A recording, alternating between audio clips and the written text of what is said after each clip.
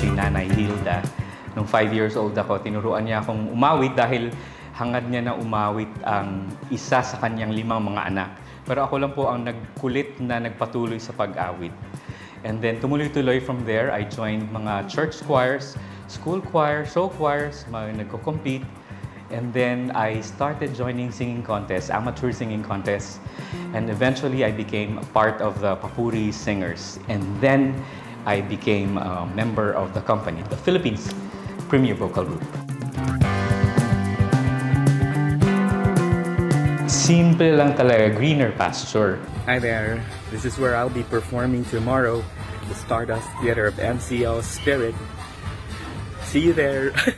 Sa industriya na cutthroat ang competition. At sa aking mga kapanahunang yun, nakapag-decision talaga ako na makapag-work because ito yung passion ko. At the same time, I want to earn something for a better living.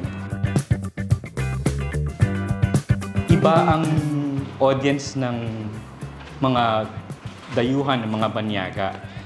Kaya I came up with a show that's a little of everything for everyone, an eclectic mix of music. Siyempre, hindi ako nakakanta ng OPM doon unless may mag-request na Pilipinong guest.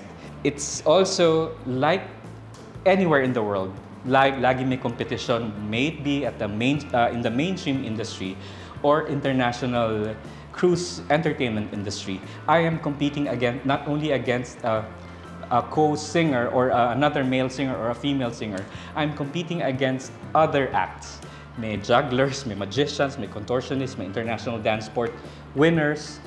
At lahat yan ay merong guest satisfaction survey lagi para sa mga pasahero. Pero alam nyo, what matters to me is for me to give my best at ayun na lang lagi ang magiging word of mouth.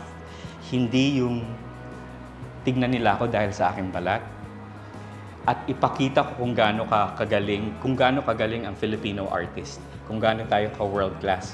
And because I am raising the Philippine flag, gusto ko na ibigay lagi ang best sa kanila. Excellence. Ako ay naniniwala na bawal ang mediocrity sa mundo ng kahit anong larangan. If you're being asked to do a job, you have to do your job to the best of your ability. At ayan ang excellence, ang isa sa mga katangian ng Pilipino na hinahanap din ng ibang lahi, ng ibang bansa para i-hire. At ayan lagi ang maipagmamalaki ko because we Filipinos go way above and beyond. Kung ano yung binigay sa ating duties, tutumbasan natin yan at kung di man matumbas, hihigitan pa. Ako po si Ruben Laurente and I am a proud global Pinoy.